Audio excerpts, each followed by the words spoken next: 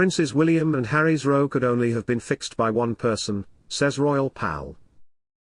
Prince Harry and Prince William's relationship has hit rock bottom in recent months, with the impact being felt by the entire royal family, but Princess Diana's best friend Paul Burrell believes things could have been very different. Welcome to Royal Expert. If you're new here, don't forget to subscribe and click the notification bell so you don't miss any news about the British royal family. Princess Diana is the only person who would have been able to properly repair the deepening rift between Prince Harry and his older brother, her best friend has claimed. The brothers' relationship has gone from bad to worst in recent months, with Harry making countless accusations about Prince William in very public forums, including TV interviews and his memoir Spare. While fans hope the brothers will work to become close once again, many insiders say they can't see it happening anytime soon. But Paul Burrell, who worked as Princess Diana's butler for the last decade of her life and became her closest friend, believes everything would be different if Diana was still alive today. Speaking to the Mirror US on the anniversary of her death, Paul explains, "In this whole equation, Diana is the missing piece, and if she had been part of it, none of this would have happened." Speaking at his countryside home, Paul adds, "It's just a sad, sad time for them that they can't share it together. Their mother would love to bang their heads together and say, 'Boys, grow up. This is not what I wanted from you, not what I expected of you. So come on, get your act together and sort it out.' And she's the only person that could do that." Diana would be devastated to know that her boys were so far apart now. She lived for her boys, she called them our boys. Her every waking thought was about her boys. Since the start of the year, Harry has given unprecedented information about his relationship with his brother, including accusing him of physically attacking him during an argument about Meghan at Kensington Palace. The Sussexes also accused the royal family of racism. Meghan said Princess Kate made her cry, and Harry said his dad cut him off financially. And the impact of their words have certainly been felt, with the couple repeatedly given the cold shoulder.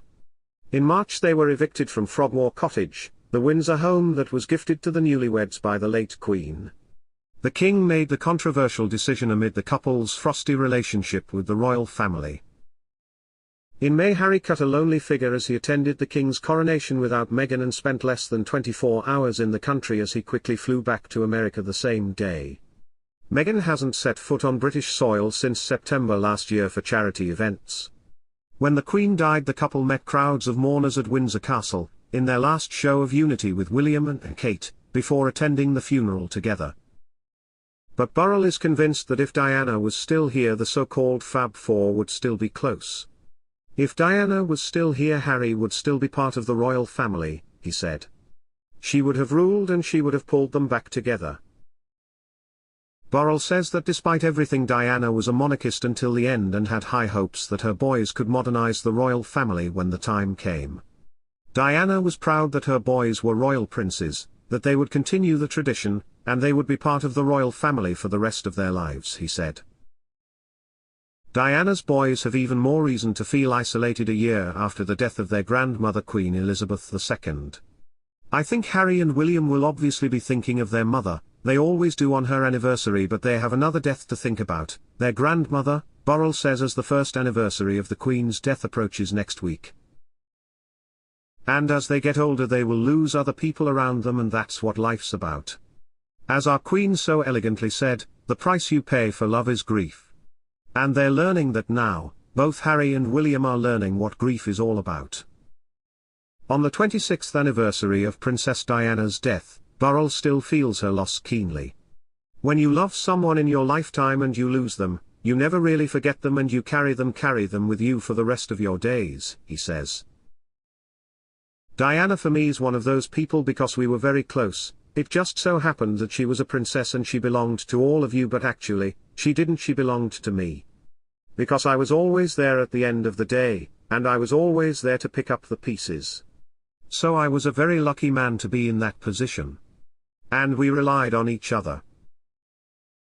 Burrell says he's still reminded of her in everyday life. "If I smell her perfume Faubourg 24 by Hermes, I think of her, of course," he says. "If I hear a slight intake of breath, someone beginning a sentence with, 'Yes, I think so,' that is her. If I hear a high-pitched giggle, I'll turn around and think, is that her?